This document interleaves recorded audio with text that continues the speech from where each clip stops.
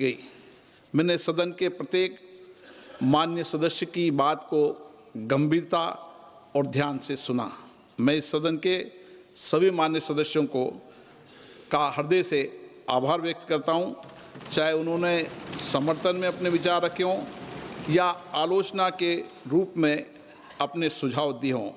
लोकतंत्र की यही विशेषता है, यहाँ हर आवाज़ सुनी जाती है और हर दृष्टिकोण को महत्व दिया जाता है।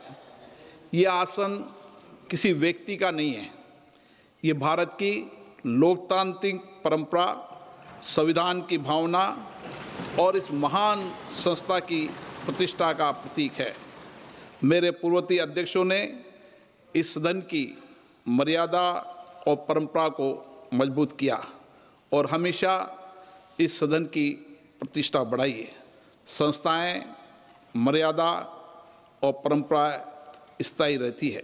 सदन द्वारा मुझ पर व्यक्त किए गए विश्वास के लिए मैं सभी का आभार व्यक्त करता हूं। मैं आपको विश्वास दिलाता हूं, इस विश्वास को अपनी जिम्मेदारी मानते हुए पूरी निष्ठा, निष्पक्षता और संवैधानिक मर्यादा के साथ निभाने का प्रयास करूंगा।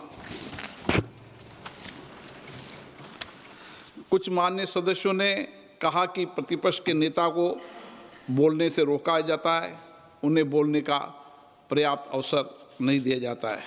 मैंने इस पावन पीठ को स्पष्ट करना चाहता हूं, चाहे सदन में नेता हो या चाहे प्रतिपक्ष के नेता हो या कोई मंत्रीगण हो, कोई भी सदस्य हो, सभी मान्य सदस्यों को सदन के अंदर नियमों के तहत, प्रक्रिया के तहत ही बोलने का अधिकार निहित है। कुछ मान्य सदस्यों का यह भी मानना था कि प्रतिपक्ष के नेता सदन से ऊपर उठ कर किसी भी विषय पर बोल सकते हैं, ये किसी को विशेषाधिकार नहीं है। मैं स्पष्ट करना चाहता हूँ, सदन के नियमों से चलता है।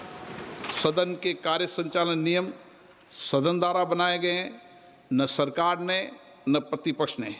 ये नियम मुझे विरासत में मिले हैं और इस सदन में सभी सदस्यों के लिए नियम समान रूप से लागू है। सदन में जब भी लोकमत के किसी विषय को, चाहे माननीय प्रधानमंत्री जी हो या माननीय मंत्रीगण हो, उनको भी अगर वक्तव्य देना होता है तो नियम 372 के तहत अध्यक्ष से पूर्व अनुमति प्राप्त करनी होती है। उसके